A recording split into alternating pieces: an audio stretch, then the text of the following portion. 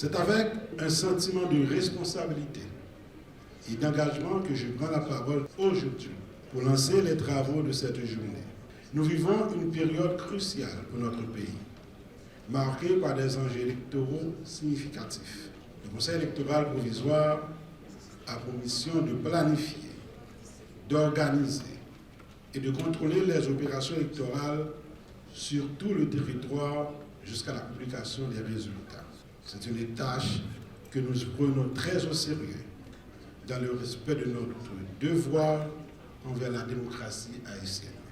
Depuis la nomination de 7 membres en septembre 2024, puis l'ajout de 2 nouveaux membres en décembre 2024, le Conseil électoral provisoire est engagé dans la mise en place des mesures nécessaires pour garantir des élections transparentes, libres, inclusives, participatives et surtout acceptables.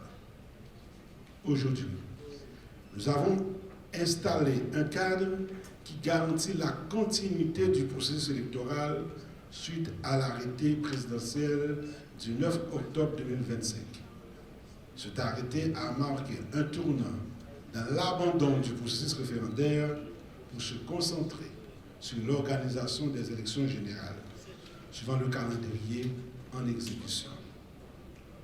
Malgré l'exécution de ce calendrier, le Conseil électoral provisoire n'ignore pas pour autant la complexité de la situation qui traverse le pays.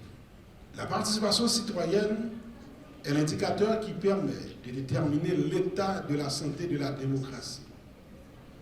Une enquête sur les besoins des citoyens et leur compréhension du système politique haïtien, publiée en avril 2024 et réalisée par les organisations Policité et Internews, rapporte que 48,9% des personnes interviewées disent croire à la démocratie. 29% ont exprimé le désir de voter aux prochaines élections. 21% veulent voter en fonction de la situation sécuritaire. 89% ont exprimé le besoin de sécurité est le plus pressant. Parce que la sécurité est le besoin le plus pressant, le Conseil électoral provisoire continue à rappeler que l'établissement d'un climat de sécurité acceptable est l'un des principaux préalables au respect total du calendrier électoral en exécution. Les élections représentent un moment décisif pour notre pays. Elles incarnent la voix du peuple et sont la clé de notre avenir commun. Elles permettent de placer dans les différentes sphères de l'État des dirigeants légitimes. Le jeune aujourd'hui, âgé de 27 ans, depuis avoir acquis sa majorité, qu'il accorde le droit de vote, n'a pas encore assisté ou voté à une élection, puisque les dernières élections en Haïti remontent à 10 ans, soit 2026. Et le président issu de ces élections a été élu à environ 600 000 voix, sur une population avec plus de 6 millions de personnes ayant leur carte d'identification nationale. Chers responsables de la société civile, en vous réunissant aujourd'hui ici, le Conseil électoral provisoire vous considère comme un partenaire, un acteur à part entière capable de stimuler une forte participation citoyenne et garantir le bon fonctionnement, le bon déroulement du processus.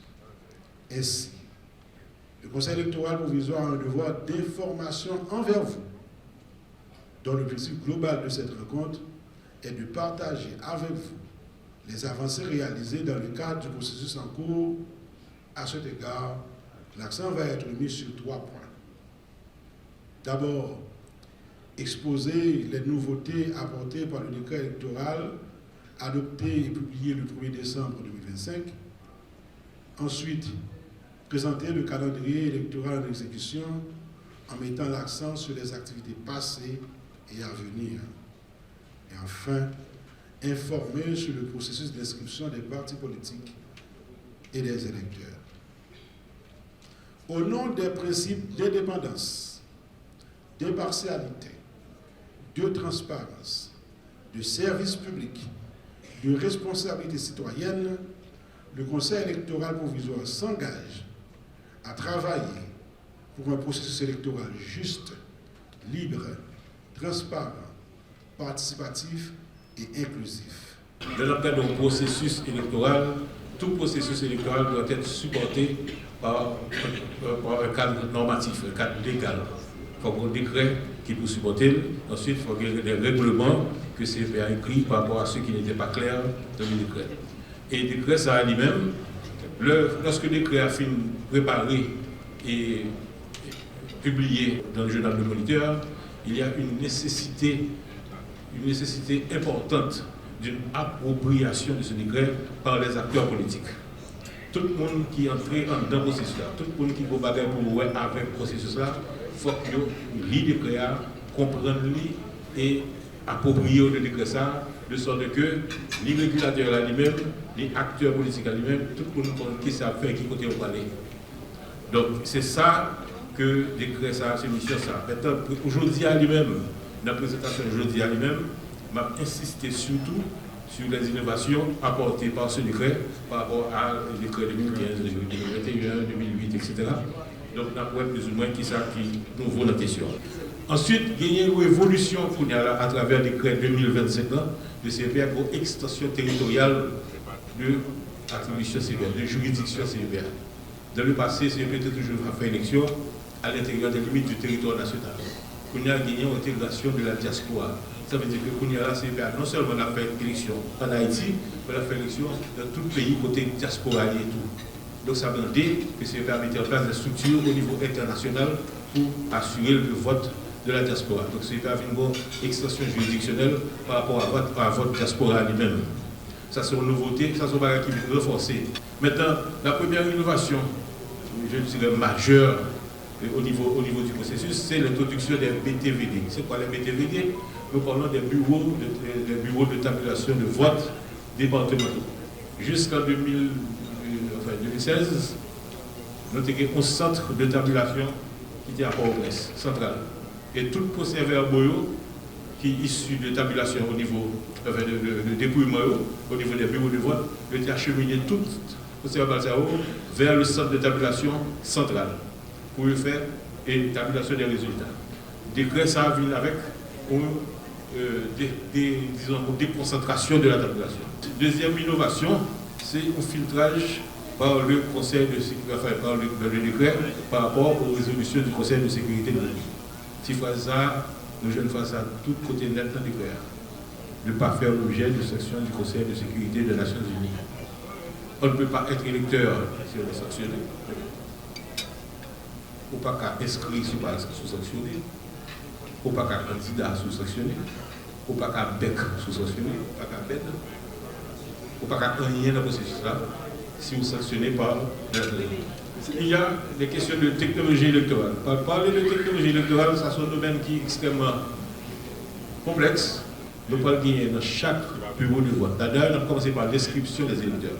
L'inscription des électeurs, nous pouvons faire ça pendant 90 jours. Et pendant l'inscription des électeurs, ça a gagné des tablettes qui ont nommé des agents du registre électoral au niveau des bureaux de vote, des centres de vote. Chaque centre de vote a au moins un ou deux agents pour procéder à l'inscription des électeurs.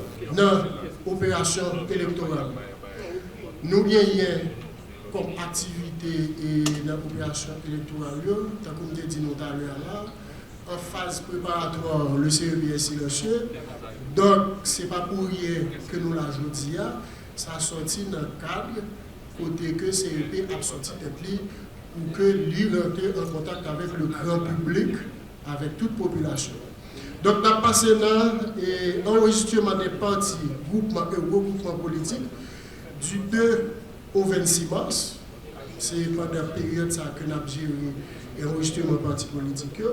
Ensuite, nous avons bien inscription des électeurs pendant une période de 90 jours, c'est du 1er avril au 29 juin. Sur la base de l'inscription des électeurs, nous avons fait publication des listes électorales le 31 juillet. Et décret à clair sur ça, c'est 30 jours avant le jour du scrutin pour que les électoraux oublié qui menait nous à 31 juillet.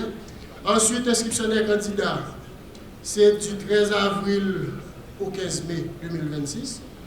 Campagne électorale a été du 19 mai au 29 août. Ensuite, acquisition et distribution de matériel sensible et non sensible. Alors, en phase préparatoire, nous avons acquisition de matériel sensible et non sensible. C'est là, nous sommes en phase de montage du dossier technique. Là, nous avons véritablement une acquisition, côté que, et après toute activité que nous finissons faire avant, nous finissons établir tout besoin que nous gagnons, et puis nous faisons commande. Et matériel ça a commencé à distribuer à partir du 1er août. Mais la commande part le 1er juillet. Ensuite, inscription des mandataires de partis politiques, c'est pratiquement tout de suite après inscription des candidats, à partir du 15 mai au 14 juin. Donc ces mandataires pour nous produire carte d'accréditation que nous avons publié et que nous avons produit et ensuite publié. Production a lancé à partir du 1er juillet et distribution a fait à partir du 1er août.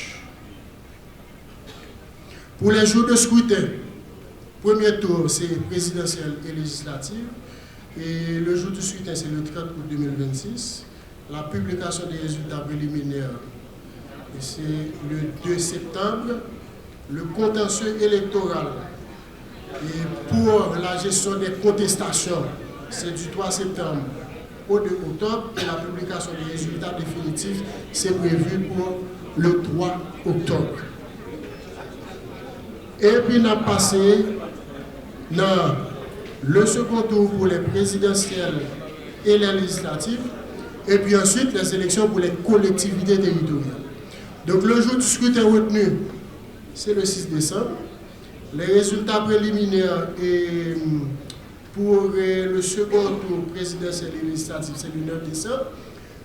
La publication des résultats préliminaires pour le second tour des présidentielles et législatives, on ne fait pas ça en même temps. Il y a un petit décalage. Pour les résultats des collectivités territoriales, c'est parce que ça fait une masse de données importantes à traiter en un laps de temps donné. Donc, ce qui nous amène à la date du 15 décembre pour la publication des résultats préliminaires pour les collectivités territoriales. Donc le contentieux sur les résultats préliminaires du second tour présidentiel et législatif, ça va du 10 décembre 2026 au 6 janvier 2027. Contentieux pour les préliminaires des collectivités territoriales, ça va du 16 décembre 2026 au 19 janvier 2027. Donc, la publication des résultats pour le second tour présidentiel et législatif, c'est 7 janvier. Et pour les résultats définitifs des collectivités territoriales, c'est le 20 janvier 2025.